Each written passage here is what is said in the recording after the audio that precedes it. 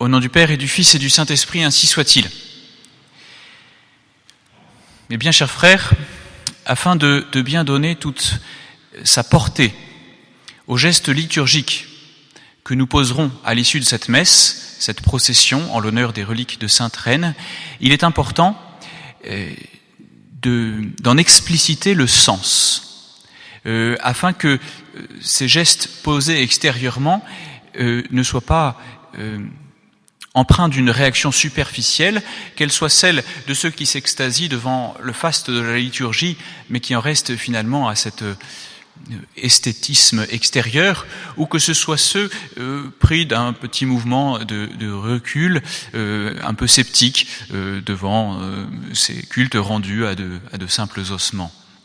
Dans les deux cas, il s'agit d'une approche superficielle des choses, et afin de nous en guérir, essayons d'approfondir ce mystère auquel nous initie cet acte liturgique-là. Ce mystère n'est rien d'autre que le grand mystère à l'honneur aujourd'hui, celui de la communion des saints. Pour prendre une image de cette communion des saints, imaginons un magnifique ostensoir. Vous voyez, cet objet liturgique que nous utilisons habituellement pour exposer le Saint-Sacrement. Imaginons donc un ostensoir rempli d'un très grand nombre de pierres précieuses. Et en son centre, non pas seulement le Saint-Sacrement, mais la Sainte Trinité se manifestant avec tout son rayonnement, toute sa beauté, toute sa splendeur. Et donc, tout l'ensemble constitué par l'orfèvrerie et tous les joyaux présents sur cet ostensoir viennent rehausser l'éclat de ce qui se trouve en son centre. Et même, sur cet ostensoir, il reste encore des emplacements qui sont encore vides, qui manifestent qu'il est encore inachevé. Il est déjà digne de faire rayonner la splendeur, la gloire de la Sainte Trinité, mais il y a au pied de cet ostensoir, des pierres précieuses qui ne sont pas encore pleinement dégagées de la pierre vulgaire dans laquelle elles se trouvent enchâssées, qui ne sont pas encore taillées, polies, afin d'avoir toute la beauté qui leur permettra ensuite de trouver place sur cet ostensoir. Vous le comprenez, toutes ces pierres précieuses sont la métaphore des âmes des saints, qui sont voulues par Dieu pour apporter un éclat supplémentaire, un éclat accidentel, disons-nous, à cette gloire essentielle qui est celle de la Sainte Trinité. Dieu a voulu, dans son plan de salut, faire rayonner sa propre gloire à travers tous les saints. Alors, cette communion des saints, qu'est-elle au-delà de l'image que nous prenons ? Elle est un vaste réseau d'amitié. Une amitié qui lie autour de la Sainte Trinité toutes les âmes qui, d'une façon ou d'une autre, participent à la vie même de la Sainte Trinité. Cette vie est extraordinaire, indescriptible, et elle est un trésor. Et tous ceux qui partagent ce trésor, se trouvent liés entre eux. Ils sont en communion, en union les uns avec les autres. Et c'est une union d'amitié. Voilà. Une amitié fondée sur ce qu'il y a de plus profond, de plus beau, à savoir la vie même de Dieu.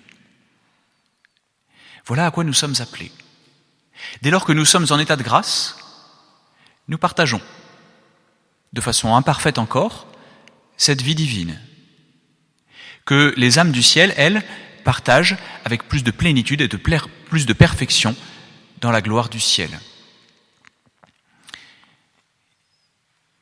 Et parmi tout ce réseau de liens qui nous unit à toutes ces âmes, il y a légitimement des liens privilégiés, des liens plus forts, qui peuvent nous unir à telle ou telle âme en état de grâce, ou telle ou telle âme présente dans la gloire du ciel.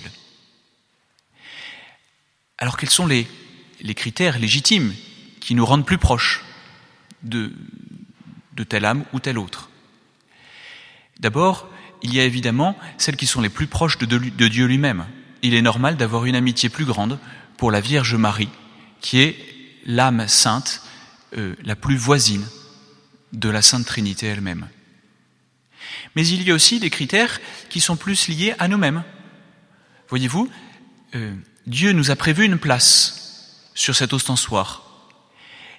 Cette place, à un endroit donné, est délimitée, définie par un certain nombre d'autres pierres précieuses qui définissent notre entourage.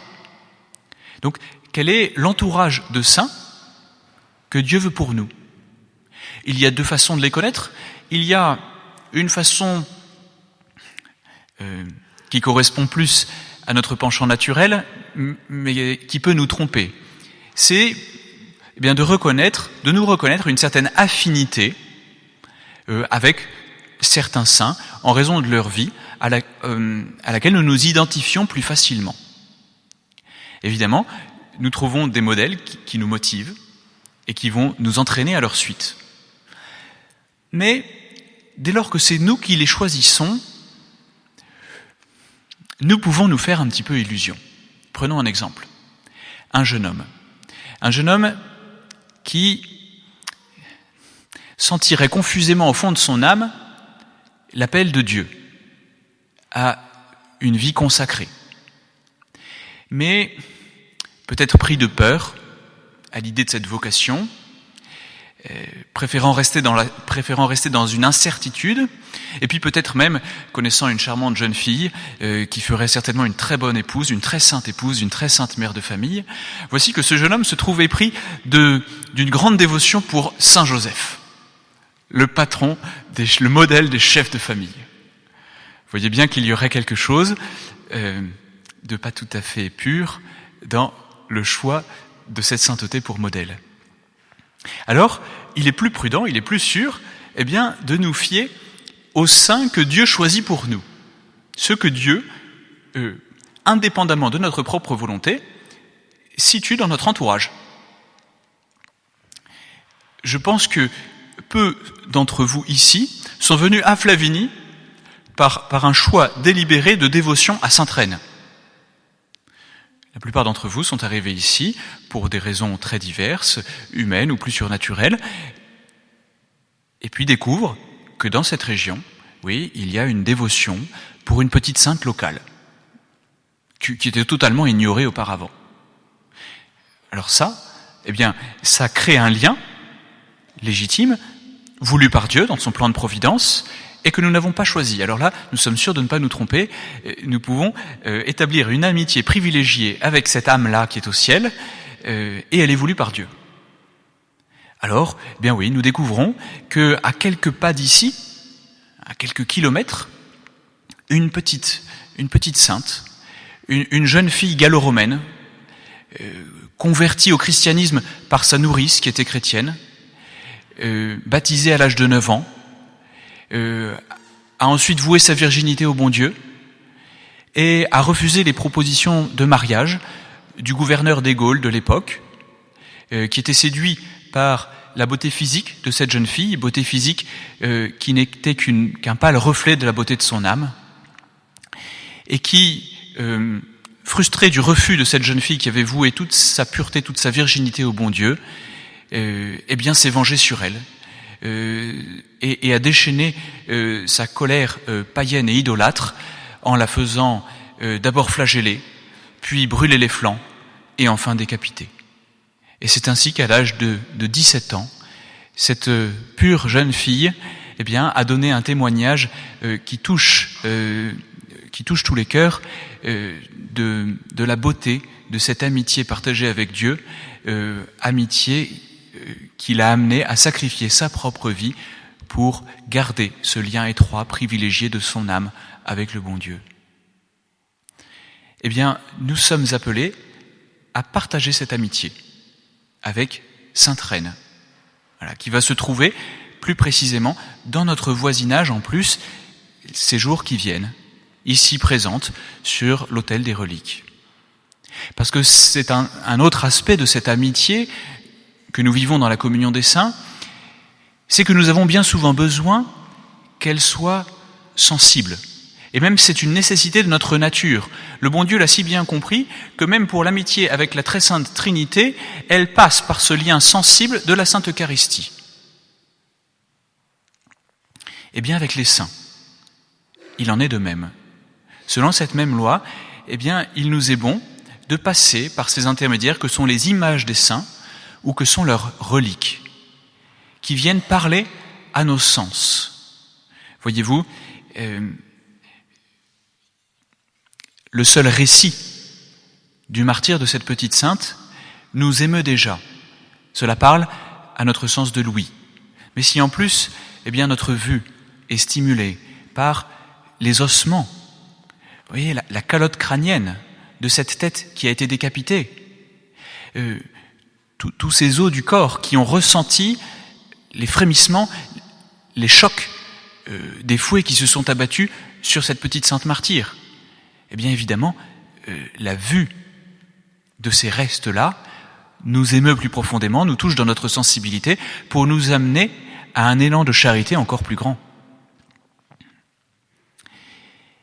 Et bien sûr, autant nous n'avons pas de vénération, de culte rendu au récit de la vie de Sainte Reine, autant nous pouvons avoir un véritable culte pour ces reliques.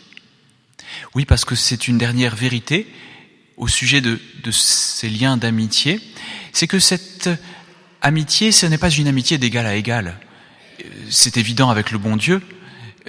Cette amitié, elle est pénétrée d'une grande révérence, d'une adoration de la créature pour son Créateur. Nous ne sommes pas à égalité avec le bon Dieu. Et bien de la même façon avec les saints, ces saints dont l'âme a été pénétrée, a été prise par une grâce certainement plus forte et plus vigoureuse que celle que nous connaissons nous-mêmes dans notre propre âme, eh bien le rapport n'est pas non plus un rapport d'égal à égal. Alors ce n'est pas un rapport d'adoration, c'est un rapport de vénération. Oui, nous vénérons les saints comme des reflets fidèles de l'âme de notre Seigneur Jésus-Christ lui-même. Et donc, eh bien, nous nous mettrons à genoux devant ces reliques. Et nous ferons par la même occasion ce geste d'humilité très simple, de nous abaisser devant ces saints, devant le signe et les restes de cette sainte, qui, dans son état actuel, en tout cas, nous est bien, bien supérieur. Ce ne sont pas les ossements eux-mêmes que nous honorons.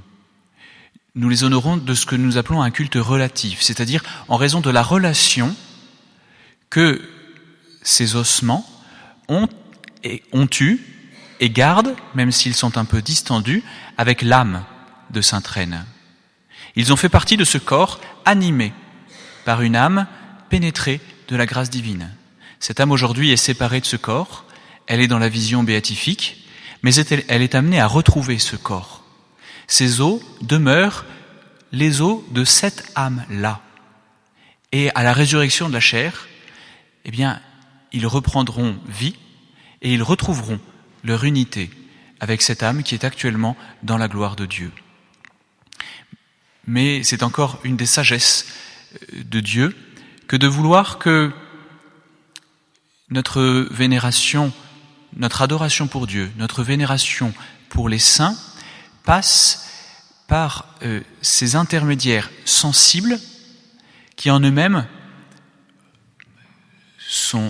nous sont inférieurs. Nous, être raisonnables, être pénétrés de la grâce de Dieu, il nous faut ployer le genou devant des ossements inertes, inanimés, mais voulus par Dieu comme des intermédiaires de cette grâce. Et voulus par Dieu pour que cette grâce pénètre mieux dans nos âmes en raison de cette humilité, cette humiliation qui engendre l'humilité de ployer le genou devant cette matière inerte Eh bien oui, cette humilité ouvre notre âme et la dispose plus amplement, plus largement, à recevoir cette grâce de Dieu que nous voulons partager toujours plus fortement, toujours plus vigoureusement, et qui trouvera son achèvement, son aboutissement dans la gloire du ciel, si Dieu le veut et si Dieu nous assiste jusqu'à notre mort.